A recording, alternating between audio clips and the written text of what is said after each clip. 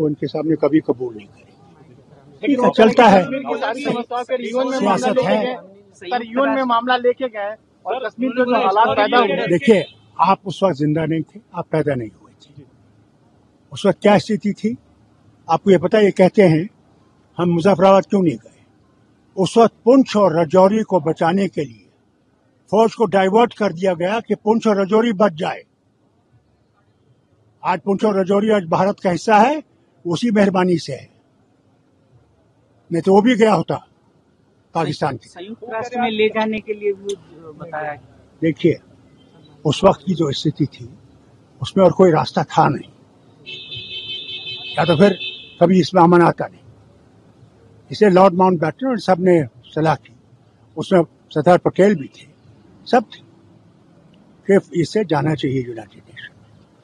अब ये लोगों को झूठ बोल रहे हैं, क्या करें? उस वक्त की हालत ऐसी थी भारत की, उसके सिवा कोई रास्ता नहीं था। फिर जो उन्होंने यूएन वहां पर सिक्योरिटी काउंसिल थी, उन्होंने जो जिनने हमला किया था और जिन पे हमला हुआ था उनको एक ही पेडेस्टल पे रखा, इसके बजाय कि हमला वाले को वो पकड़ें, उसके बारे में कहें। उन्होंने वहां पे अमेरिका का जोर था उस वक्त, वो पाकिस्तान की तरफ थे। आज जो बिल सुनिए, अगर वो फौज उस वक्त राजौरी और पुंछ को नहीं बचाती तो आपका राज्य पुंछ भी चला गया होता। उसको बचाने के लिए वो फौज को डाइवर्ट किया गया उस वक्त। फारूक साहब, क्या 370 का माहौल बेहतर हुआ? दहशत का माहौल जो है वो खत्म कर दिया, और आज दहशत का माहौल खत्म कर दिया। मुझे आप बताइए कितनी फौज है वहां पे, कितनी फौज है, कितनी बीएसएफ है, कितनी सीआरपीएफ है, कितनी इंडस्ट्रियल सिक्योरिटी फोर्स है, जो मेरे वक्त में नहीं थी। आज हर घर के सामने एक फौजी खड़ा है। बताइए वो क्यों नहीं ये कहते? अगर इतनी फौज होकर भी हमारे फौजी जवान और अफसर मर रहे हैं, क्या वजह है? अगर सचमुच आतंकवाद खत्म हो गया है, बताइए कैसे मारे गए, कैसे आ रहे हैं? आज मैं तो नहीं हूं शासन में, ये बताइए कितनों को इनने बसाया? जिनको मनमोहन सिंह जी ने 3000 को नौकरी भी दी थी, वो भी आज जम्मू में बैठे हैं, वो भी वापस नहीं जा रहे हैं, उनको अपनी जान का खतरा है। अब मेरा यकीन नहीं, आप जाइए जम्मू में और उनसे पूछिए वो क्यों जम्मू में बैठना चाहते हैं, वहीं नौकरी करना चाहते हैं। इसका जवाब लीजिए इनसे। माइग्रेंट्स को हमने हक दिलाया, सीटें बढ़ाई हैं, 2 सीटें। देखिए, मेरे वक्त में भी थी, मेरे वक्त में उसके बगैर इलेक्शन से आया था। मेरे हंडू जो थे, जो मिनिस्टर थे, और वो इलेक्शन करके आए थे, मुसलमान इलाके से इलेक्शन करके आए थे। फिर औरत, उसको हमने नॉमिनेट किया, 2 हिंदू से थे।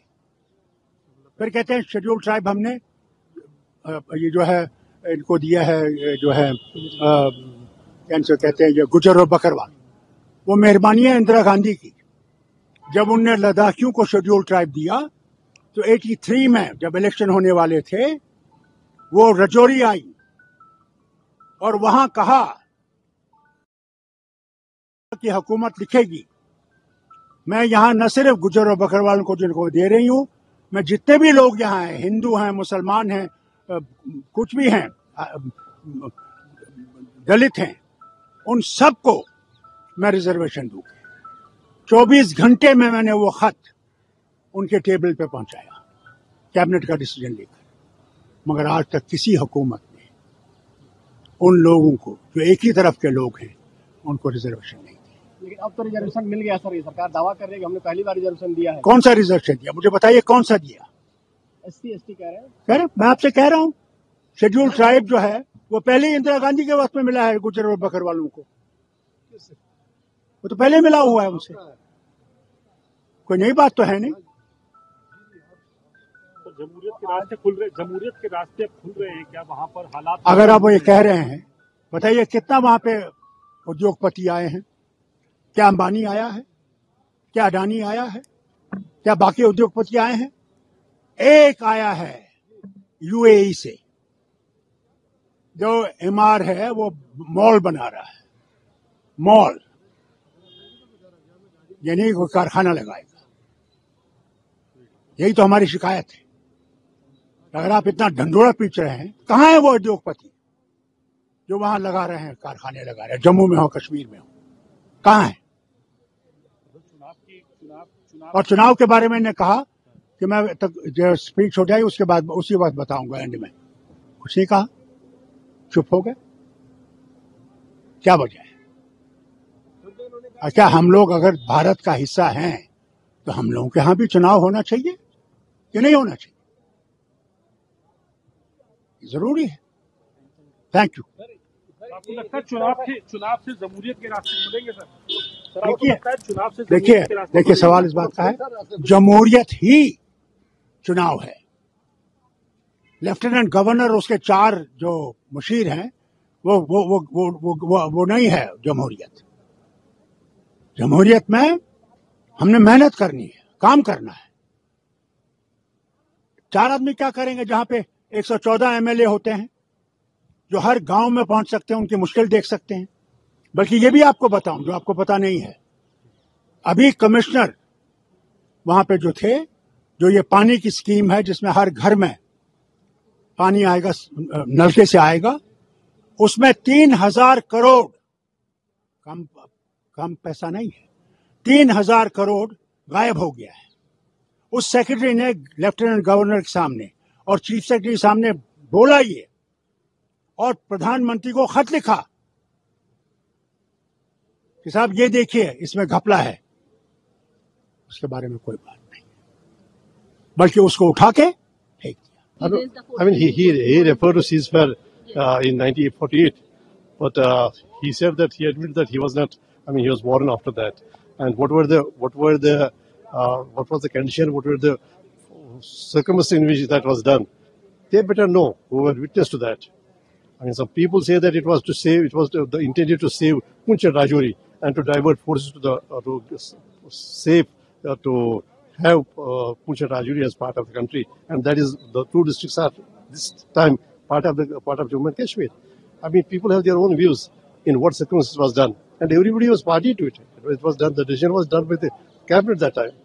So I can't comment that what is the circumstances, because I'm not aware of that in what circumstances this was found necessary. He said it was Jawaharlal Nehru's blunder. I mean, that is what they have been saying. So their effort all the time is to somehow downplay whatever the contribution Jawaharlal Nehru has made and magnify. I mean, if there are any lapses as blunders, it is the politics. It has been all the time. It has been their agenda. But it is for the people from Congress to defend it and defend the condition and the action if taken by Pandit Nehru. But all said and done, this is what is their the politics. They want to see whatever contribution has been made over the years by first Prime Minister and the Prime Ministers who succeeded him, to just downplay that and deny any kind of credit to them. This is part of that politics. Heard from the parliamentarians who spoke in the debates, we're very concerned about an issue which has a number of serious legal questions that are before the judiciary being brought before the House and amended this time. That's the principal objection. Then in the Home Minister's intervention yesterday, he had sort of taunted the opposition, saying, how can a country have more than one constitution, more than one flag? But if he looks around the world, there are many federal countries where there is more than one constitution, more than one flag. For example, in America, each of the 50 states has its own constitution and its own flag. In Australia, not only is the same thing true that they have their own constitution and their own flag, but they also have their own prime minister, each of the states. So there is no bar against this. I mean, yes, you can say in India we don't want it, that's fine. But don't say no country can have it, because other countries do have it. But at the same time, so today, the Home Minister in his speech has said that the right have been given to the Kashmiri migrants. Seats have been reserved.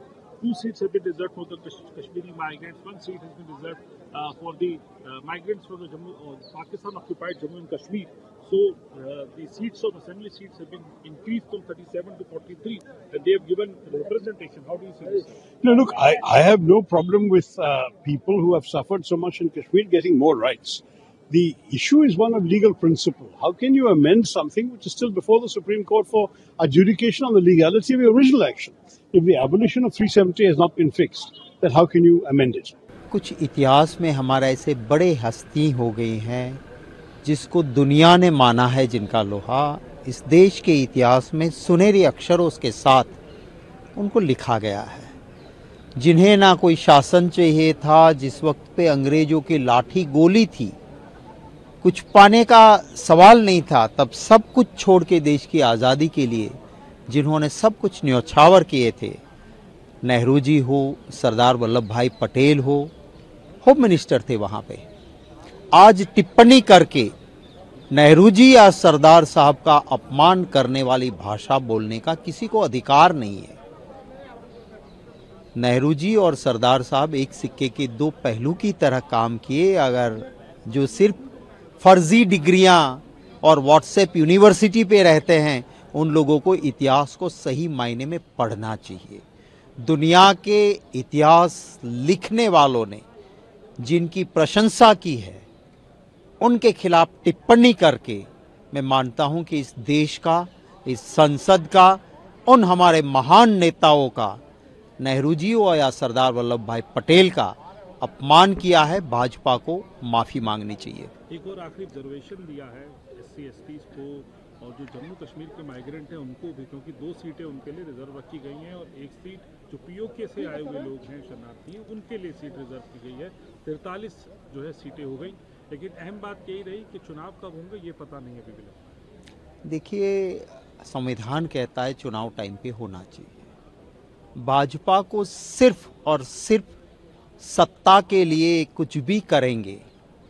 चुनाव से पहले इसी जम्मू कश्मीर में ये भाजपा के नेता कहते थे, बाप बेटी ने बहुत लूटा है कश्मीर को, इस PDP को हम खत्म करेंगे। फिर पहले बाप के साथ, फिर बेटी के साथ सरकार बनाते हैं, और जब लगता है कि देश में नुकसान होगा चुनाव में, तो फिर बिना तलाक बोले तलाक ले लेते हैं। ये उनके गिरबान में तो झांक के देखे। और आज आप रिजर्वेशन की बात करते हो पर प्राइवेटाइजेशन किए जा रहे हो, जिसके जरिए, प्राइवेटाइजेशन के जरिए आप इनडायरेक्टली रिजर्वेशन को खत्म कर रहे हो, PSUs को मार रहे हो, कितनी जगह खाली पड़ी हुई है वो भर नहीं रहे हो, और फिर वहाँ बड़ी बड़ी बातें करना, ये चाल चलन और चरित्र कुछ अलग ही है।